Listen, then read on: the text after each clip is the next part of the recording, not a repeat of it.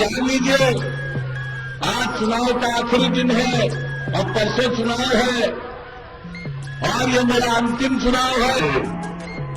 अंत भला तो सब भला। हम रैली से लौटे, हमने बयान देखा आदरणीय नीतीश कुमार जी का। उनकी शायद पूर्णिया में दमदहा में एक सभा रही। उस सभा में वो मेरे ख्याल से आखिरी चुनावी सभा थी। उन्होंने बोला कि अब उनका आखिरी चुनाव है। हम ये कहना चाहते हैं बिहार के लोगों को कि हम शुरू दिन से एक ही बात कहते रहे हैं कि बिहार के मुख्यमंत्री थक चुके हैं, बिहार उनसे संभल नहीं रहा है। और लगातार हमने इस बात को बार बार दोहराने का काम किया, क्योंकि मुख्यमंत्री जी इतिहास के बासी पन्नों में सिमट के रह गए और हम लोगों की चिंता वर्तमान और बिहार के भविष्य की थी। लेकिन मुख्यमंत्री जी ने जो बात हम लोग कहते रहे हैं कि थक चुके हैं, संभल नहीं रहा, कल की सभा में उन्होंने खुद ही घोषणा कर दी कि अब वो राजनीति से संन्यास लेंगे। उन्होंने कहा कि संन्यास लेंगे, उनकी आखिरी चुनाव है। लेकिन हम ये कहना चाहते हैं बिहार के लोगों को, जो व्यक्ति का आखिरी चुनाव है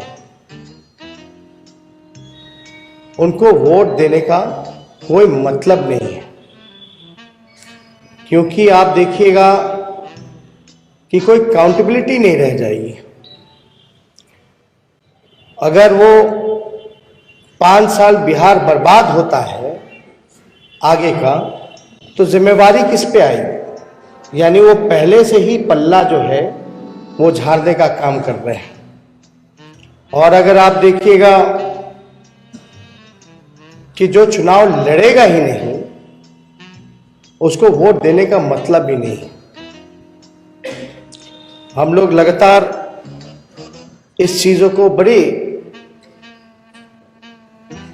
मजबूती के साथ जनता के सामने रखा है कि 15 साल बिहार की जनता ने मौका दिया, फिर भी बेरोजगारी दर बिहार का 46.6, डबल इंजन की सरकार में। बिहार में अपराध बढ़ा, बिहार में भ्रष्टाचार बढ़ा, लगभग 60 घोटाले हुए, 30,000 करोड़ का बंटा ढार हुआ। आप देखिएगा बिहार में किसानों की स्थिति दयनीय हो गई, मजदूरों का अपमान किया गया। डबल इंजन की सरकार ने शिक्षा को चौपट कर दिया। यहाँ के अस्पताल खुद आईसीयू में है। हल्का सा पानी हो जाता है, सांप बिच्छू आईसीयू में घुस जाता है, पानी भर जाता है, कुत्ता जो है वो शव लेकर के अस्पताल से बाहर लेके चला जाता है।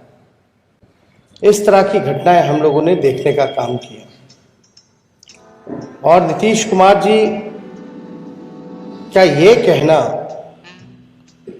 कि उनका आखिरी है, तो आप समझ सकते हैं कि वो हार मान चुके हैं और हमारी बात को उन्होंने मोहर लगाने का काम किया।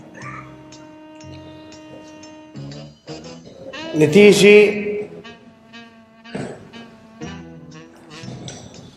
को हम इतना कहना चाहेंगे